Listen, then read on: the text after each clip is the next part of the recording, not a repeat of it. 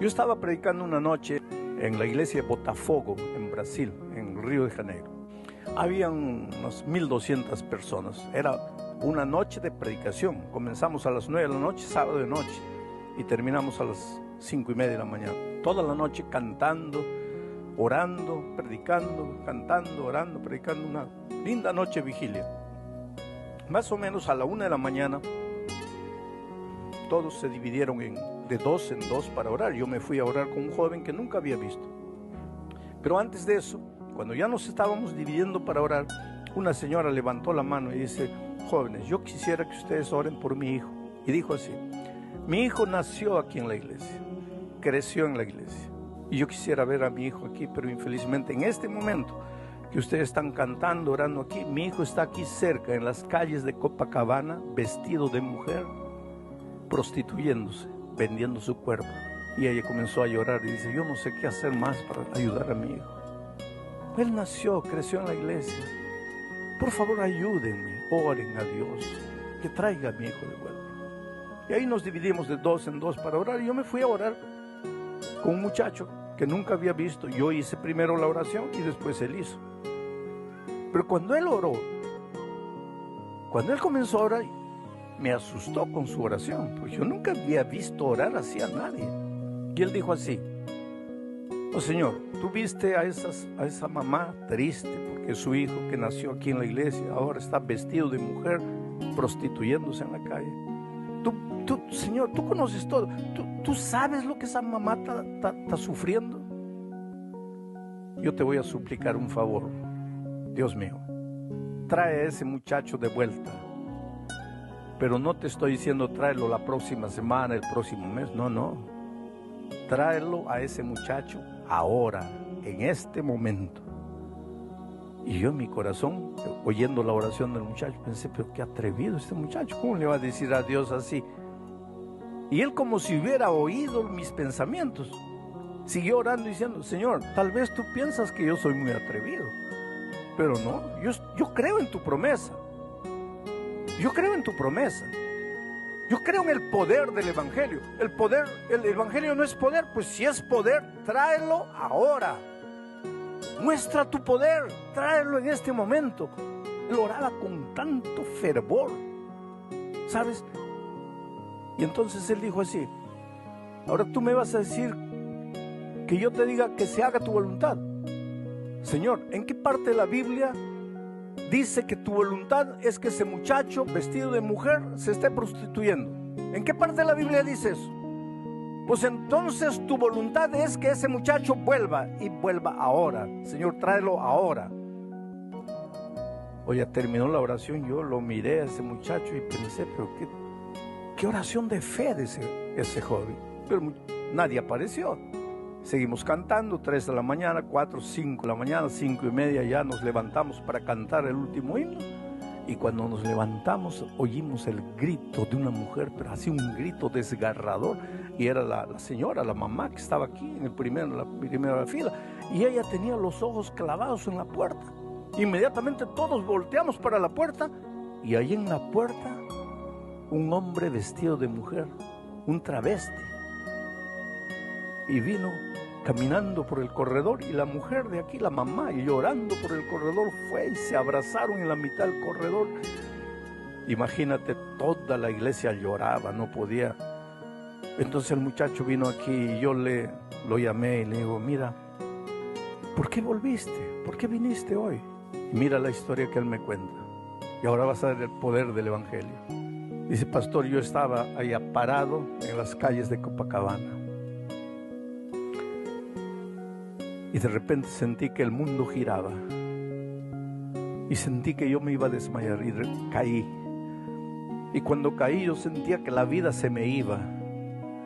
Y entonces levanté los ojos al cielo y dije: Dios mío, me voy a morir. Pero por favor, Señor, no quiero morirme.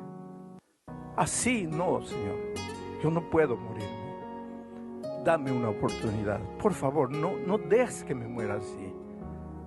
Estaré perdido para siempre. Por favor, dame una oportunidad. Y en ese momento me desmayé. Pero cuando me desperté, la gente de la calle me había levantado, Estaba sentado en un banquito ahí, me trajeron agua y yo fui reaccionando. Y cuando reaccioné, tomé un taxi y fui para la casa de mi mamá.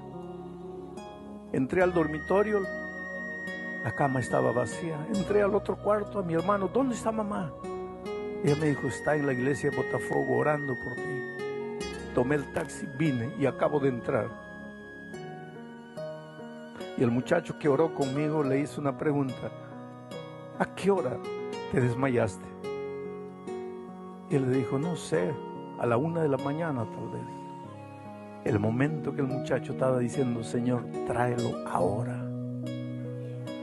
Por eso te digo, no hay nada en tu vida que Dios no pueda hacer. No hay nada. Dios dice, pruébame ahora, pruébame. Pero yo le voy a decir lo que a mí me vino.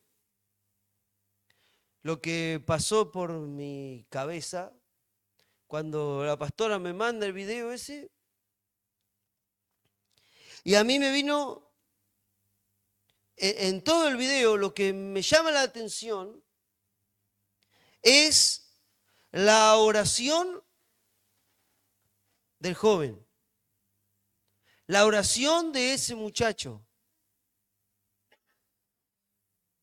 Y nosotros podemos encontrar un montón de testimonios y de situaciones y de cosas que podemos decir, hemos visto la mano de Dios. Hemos visto el obrar de Dios de maneras diferentes. Pero lo que a mí me llamó la atención fue la manera en que él oró por su hermana en Cristo. No sabemos qué tipo de relación o de cercanía tenían estos dos. Este muchacho con la señora, con la mamá afligida. Pero me vino lo que ayer dijo la pastora en un momento cuando estábamos en la oración. Nosotros necesitamos orar y echarnos la carga al hombro de nuestro hermano. Y esa oración cargada de compasión, cargada de amor, cargada de desinterés humano, mezquino, esa oración es la que va a mover la mano de Dios. Es la que va a hacer que la mano de Dios se mueva. Nosotros muchas veces venimos a la presencia de Dios, venimos a orar con alma y vida, oramos al Señor. ¿Por qué? Por mi vida, por mi hijo, por mi esposo, por mi casa, por mí.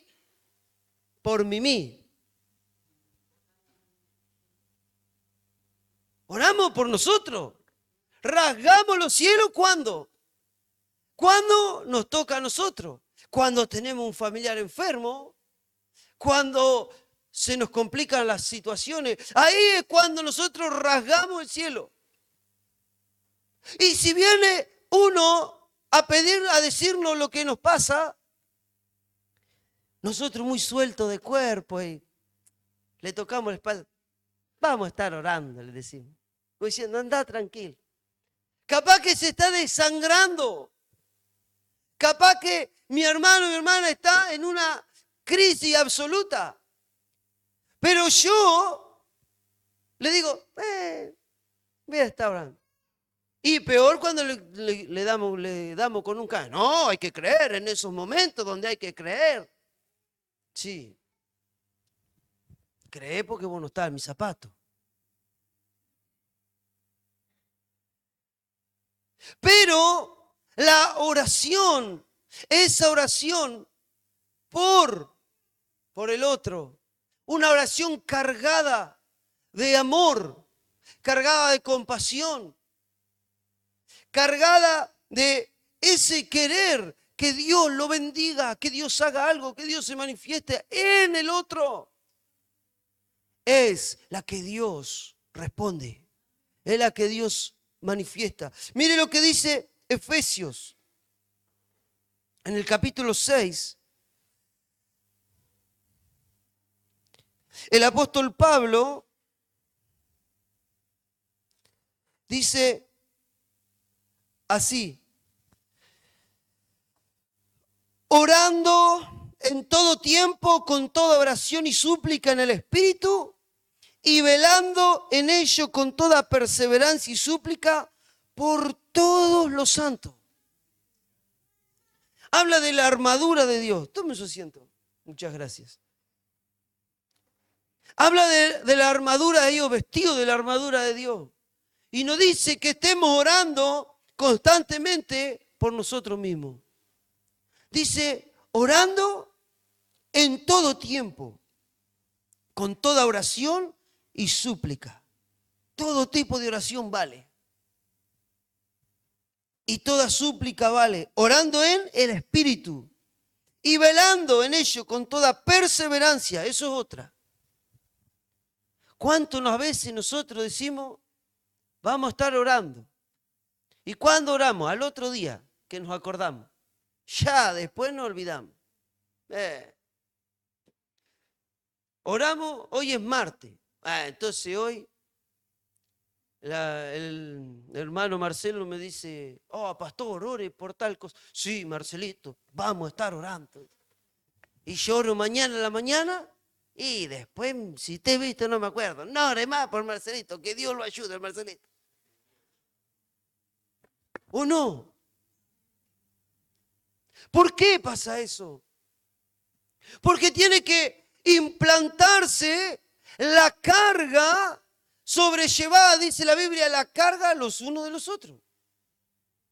Entonces yo tengo que clamar a Dios, clamar al cielo por mi hermano, como si fuera por mí. Tengo que dejar de mirar mi ombligo.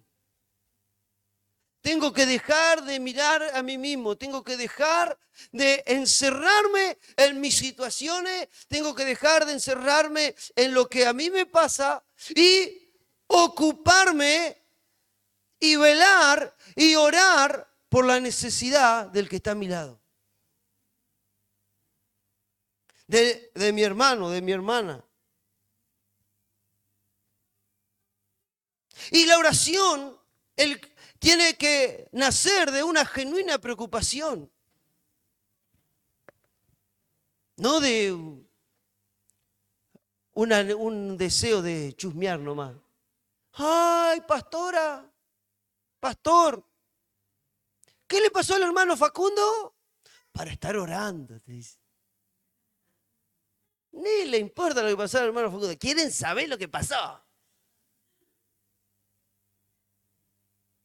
Tiene que haber una genuina carga por mi hermano, no por mí, por mi hermano, por la necesidad. Cada uno de nosotros tenemos que sentir y saber que hay alguien que verdaderamente ora por nosotros. Y ora como si eso le estuviera pasando a él. Porque esa tiene que ser la oración. Esa es la oración que Dios respalda. Esa es la oración que tiene peso en el cielo. Dice también en Efesios el apóstol Pablo, él dice en el capítulo 3, versículo 14, dice, por esta causa doblo mis rodillas ante el Padre de nuestro Señor Jesucristo, de quien toma nombre toda familia en los cielos y en la tierra, para que os dé, conforme a las riquezas de su gloria, el ser fortalecidos con poder en el hombre interior por su espíritu, para que habite Cristo por la fe en vuestros corazones, a fin de que arraigados y cimentados en amor, seáis plenamente capaces de comprender con todos los santos cuál es la anchura, la longitud, la profundidad y la altura, y de conocer el amor de Cristo que excede a todo conocimiento, para que seáis llenos de toda la plenitud de Dios. Mire qué oración hacía. Tiene todo que no lo vamos a hacer ahora, pero podríamos hacer toda una predicación con la oración que hacía Pablo. Dice, por esta causa yo doblo mis rodillas.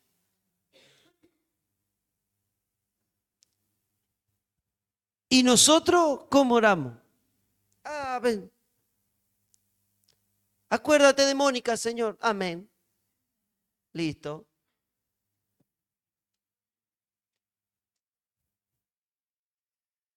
Tiene que haber una verdadera causa, un verdadero peso para elevar mi oración a Dios. Porque cuando yo puedo derramar mi vida, puedo derramar mi corazón delante de Dios, ante otro, ante aquel que no es tan cercano a mí, pero yo sí puedo tomar esa carga. Ahí es cuando Dios manifiesta su poder. Es cuando Él se glorifica.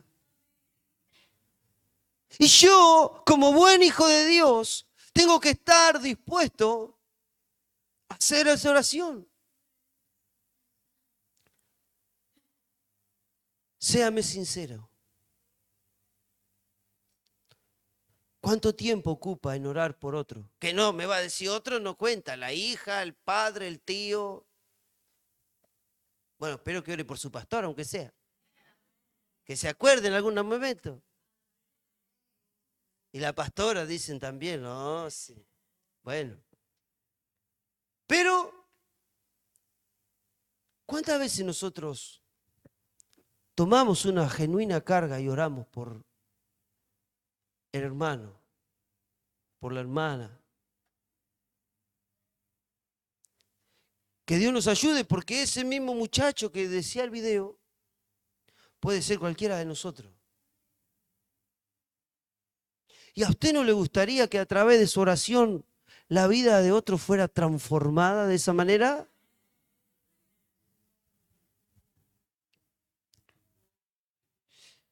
Moisés clamó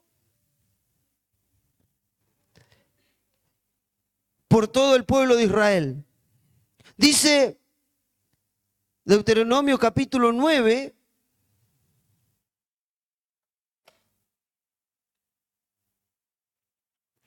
a partir del versículo 8,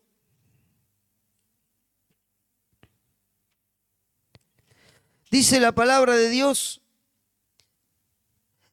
en Horeb provocasteis a ir a Jehová y se enojó Jehová contra vosotros para destruiros. Cuando yo subí al monte para recibir las tablas de piedra, las tablas del pacto que Jehová hizo con vosotros, estuve entonces en el monte 40 días y 40 noches sin comer pan ni beber agua.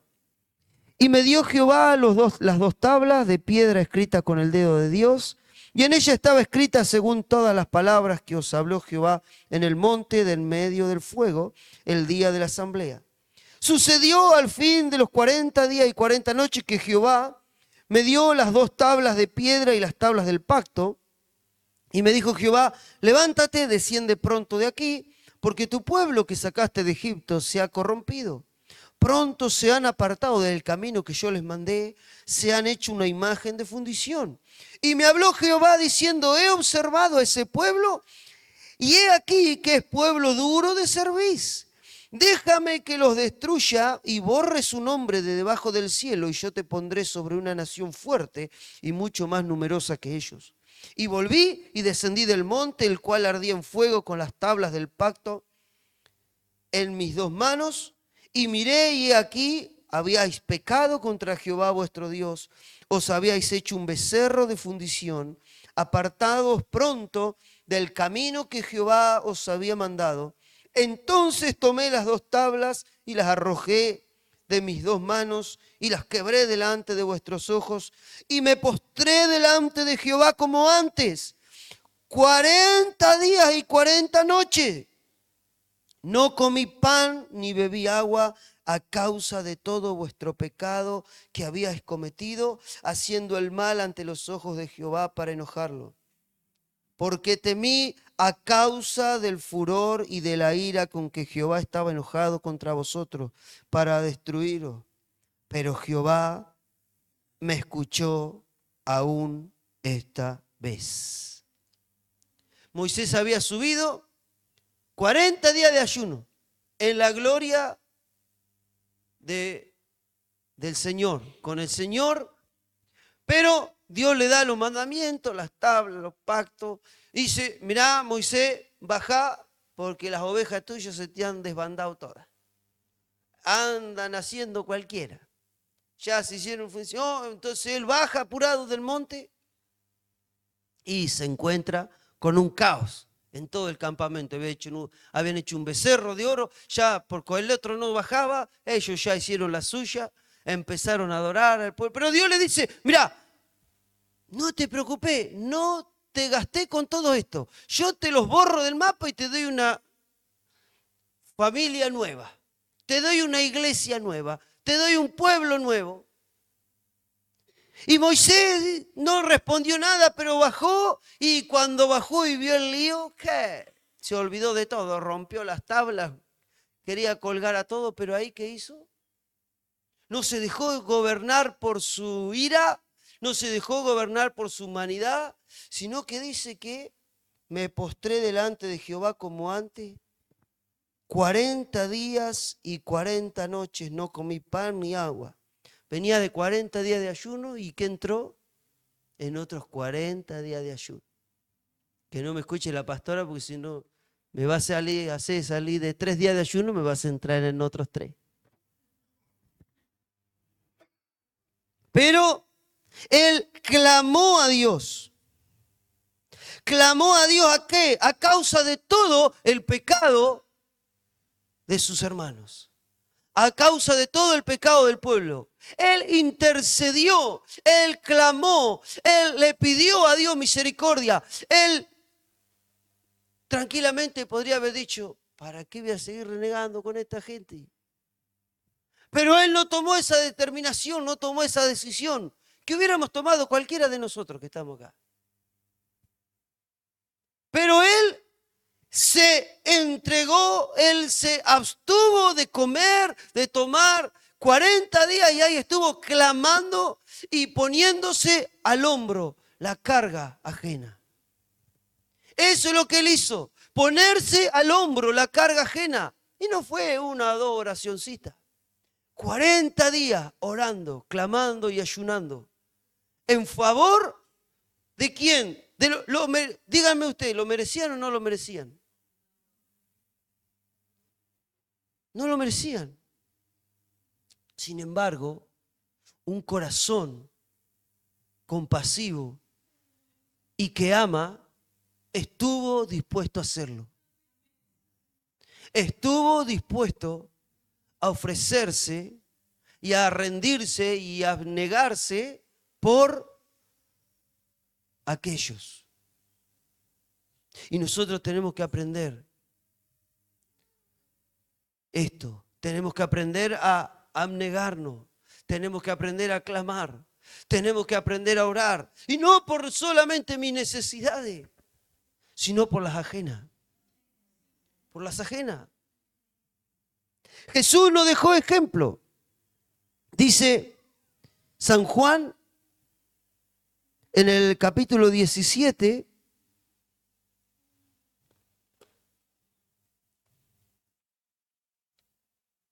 allí en una oración que hace Jesús intercediendo por nosotros, dice el versículo 1, estas cosas habló Jesús levantando los ojos al cielo y dijo, y ahí comienza toda la oración, por sus discípulos, por cada uno de nosotros. Y dice el versículo 9, yo ruego por ellos, no ruego por el mundo, sino por los que me diste, porque tuyos son, y todo lo mío es tuyo, y lo tuyo es mío, y he sido glorificado en ellos. Dice, yo ruego por ellos, por los que me diste. Jesús nos da el ejemplo de que Él es aquel que ora por nosotros. Él es el que intercede por nosotros.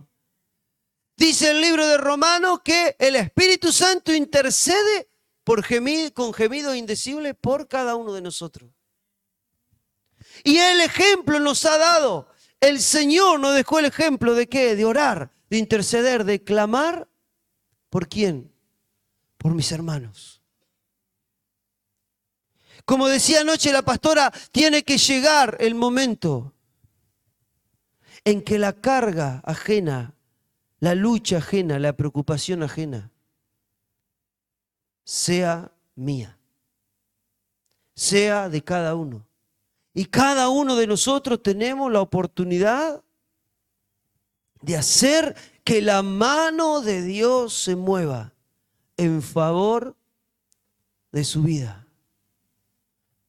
Y usted crea también.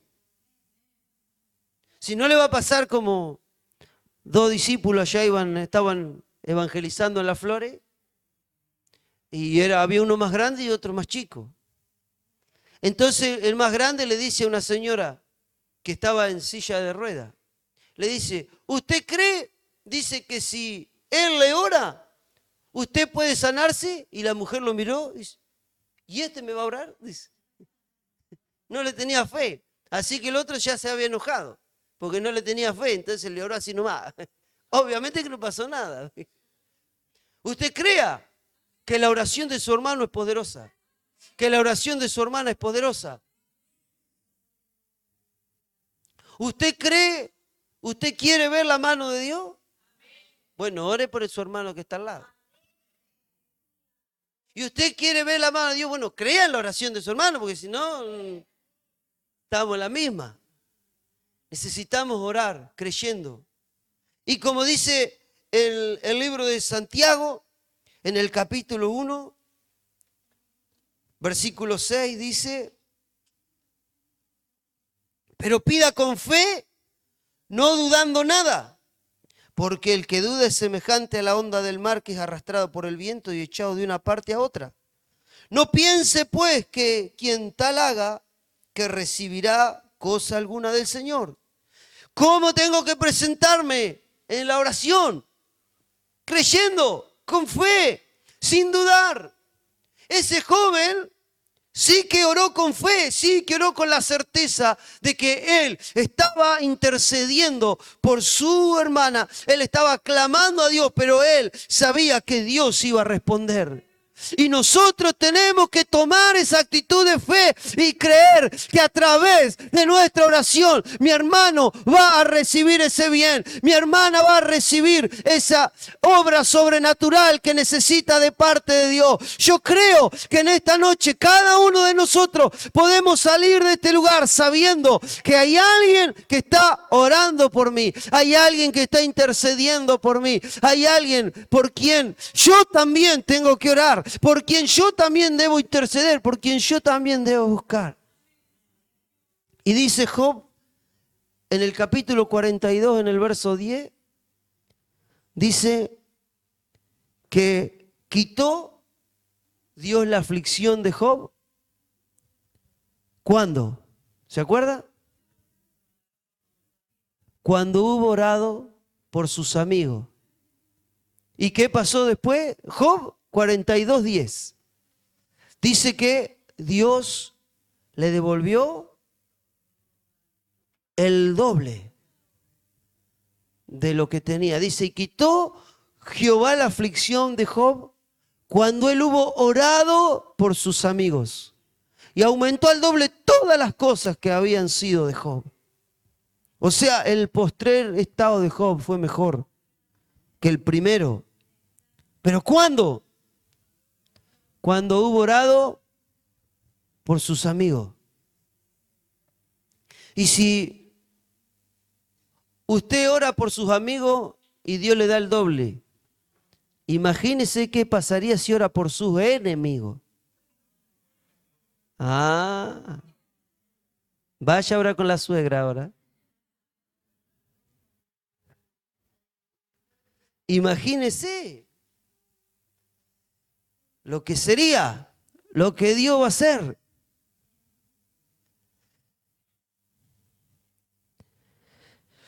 Nosotros queremos ver la mano de Dios obrar. Queremos ver ese avivamiento. Pero un avivamiento no es recibir milagros. Eso no es un avivamiento. Milagros hubo toda la vida. Dios sigue siendo el mismo hoy, ayer y por los siglos. Y sigue obrando con sus milagros. Pero ¿sabe cuál es el milagro más grande que puede haber? Es que yo deje de mirarme a mí mismo, deje de pensar en mí mismo y empiece a orar por el otro. Y me ponga la carga. Me ponga la carga, porque orar podemos orar, sí, siempre estamos diciendo, estoy orando por vos. Pero una cosa es orar, otra cosa es ponerse la carga.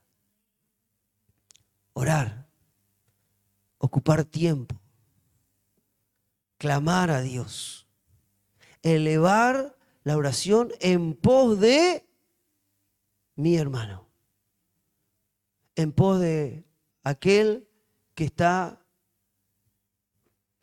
a mi lado, aquel que necesita de mi oración.